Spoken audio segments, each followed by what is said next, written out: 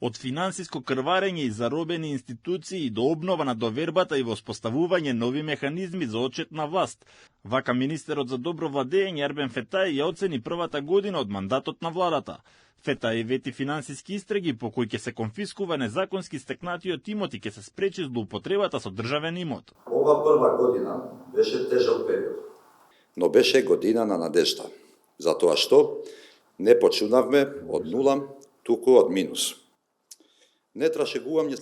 Наследивме разорнат, злоупотребуван и корумпиран систем, но врз тие урнатини започнавме да градиме нов модел на владење со темели на честност, професионализам и транспарентност. Под претходното владење не се памти случај каде моćници биле правосилно осудени за корупција. Трендот на конфискација наместо да расте, постојано опаѓаше се до нула. Ја усвоивме новата стратегија за финансиски истраги и конфискација на имотот.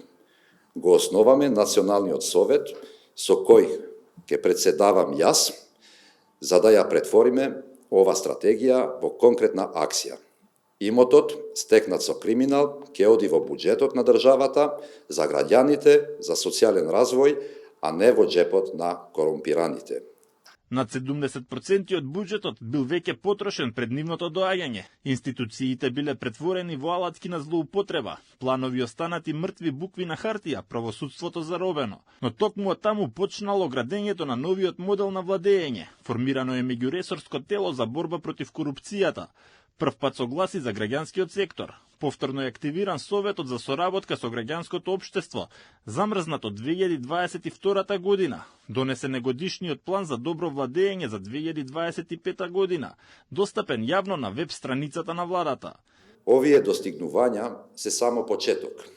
Пред нас има уште многу работа, но сега веќе имаме јасен правец. Македонија во ноември и декември ќе биде домаќин по две клучни регионални конференции за безбедност и за борба против корупцијата. Целта, рече Фетај, е Македонија да стане регионален центар за добро владење.